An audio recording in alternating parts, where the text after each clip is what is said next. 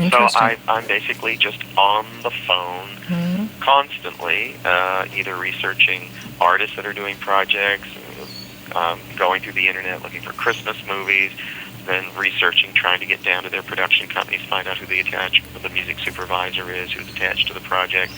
And then when I hit the Christmas season, I've got like 80 to 90 TV shows that I have to research and try and get the production company numbers. It takes a lot of work. And there's only one of you. Unfortunately. We need to develop this cloning technology. Get yourself some elves. Well, Mr. Christmas Little Helpers. Really? I'm looking at interns, I'll tell you. Cool. What's some of the other function of the music besides TV and the albums? Yeah, I get a lot of stuff done in print. Okay. It's not a big income generator. It's nice to have a song. I don't know if you have a lot of print going on over there. Sheet music books, where they call them Christmas music folios, and they'll have anywhere from 15 or 20 Christmas songs up to 150 or 200.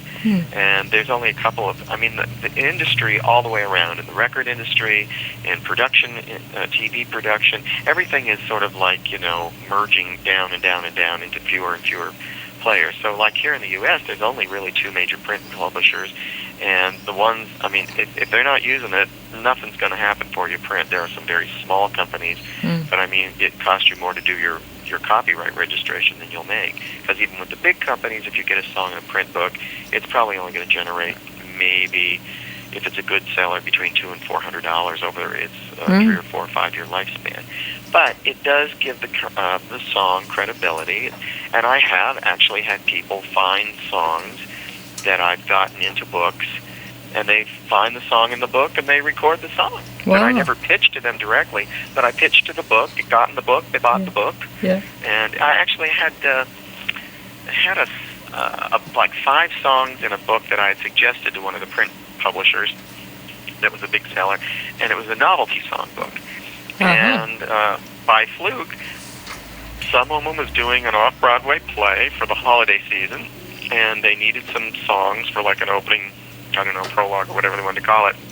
And she called me up about 1 or 2 of the songs I had in the book, and she needed about 12 songs. But one thing that's an advantage for me is a lot of the people that are using your material that you're pitching it to, especially in film and TV, and in other realms like in print, not so much in records, but if they need 12 songs, they've got and they're all published by different publishers, they may have to go to 12 different sources, and if there's multiple publishers on the song, that could also double in order to clear the rights to use it in the book or to use it in the film project. So I've had people call me up, and maybe they're trying to clear 10 or 12 songs, and I just say, well, if you'd like, I'll send you over, my Christmas sampler set, which is 10 CDs, and it's 20 songs per CD, so that's like 200 songs. And I just tell them, if you find what you need on those CDs, you'll only need to make 1 or 2 phone calls and clear everything. Or you can make 24 or 36 or 48 phone calls and clear everything. I'm just trying to make your life easier and myself richer.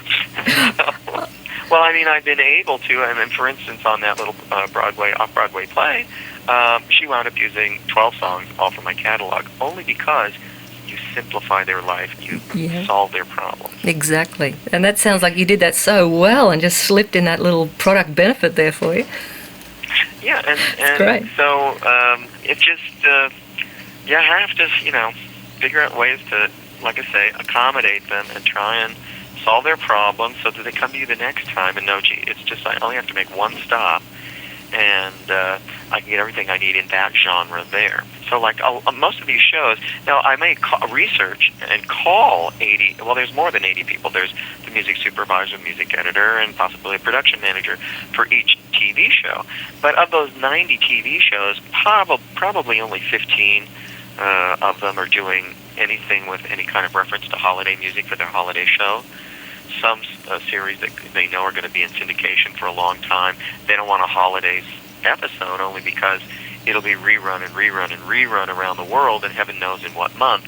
And it looks odd, to have a Christmas episode showing up in the middle of May or something. Sure. So I do the print, and then I've had to get far more aggressive in pursuit of special product market premium projects, because when I started promoting my own song, it must have been the Mistletoe, back in 1980, there would be 8, 10, 12 name artists that you would recognize their names doing a Christmas album each year. And there would be 7 or 8 Christmas television specials.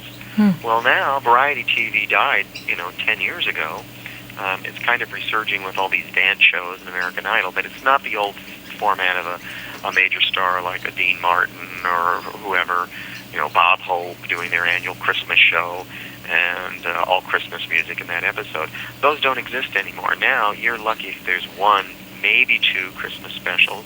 And last year there were probably only 2, maybe 3 name acts, and only 1 or 2 big ones and maybe 1 minor name act that released Christmas albums. So since there's just not that many opportunities, and then the other thing people have to consider is if there's 3 Christmas albums that being done this year by name acts, I can guarantee you that probably 75% of the tracks, if they're doing 10 tracks, 7 to 8 of them are going to be all standards or public domain. So you may be only looking at 1 or 2 open slots per album. Sure. Are you familiar with Anne Murray over there? Yes, she's very famous over here.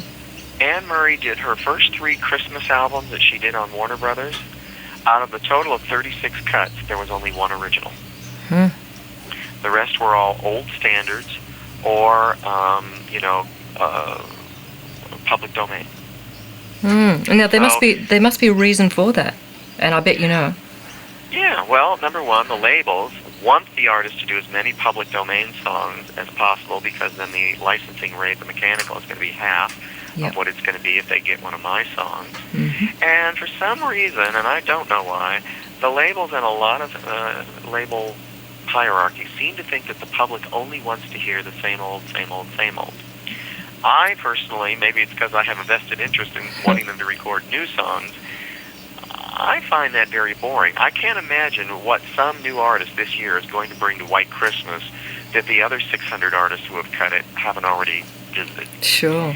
So to hear something relatively new, like when my Grown Up Christmas List came out, the David Foster song, or Mary Did You Know, something like that, to me that's invigorating.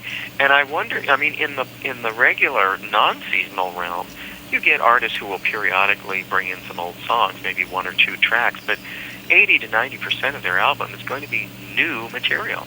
And I wonder why the labels, when it comes to Christmas, go the 180 degrees in the opposite direction and go, no, we're only doing standards. And I will tell you, when I find name at Christmas projects, at least 2/3 of the times, they will tell me, oh, we're only doing standards, or we're only, not doing any new original songs. And so it's up to me then to figure out, first of all, frankly, I never go through labels, and I call managers to find out who's doing what. And if a manager will take a CD submission or an MP3, I'll send it over.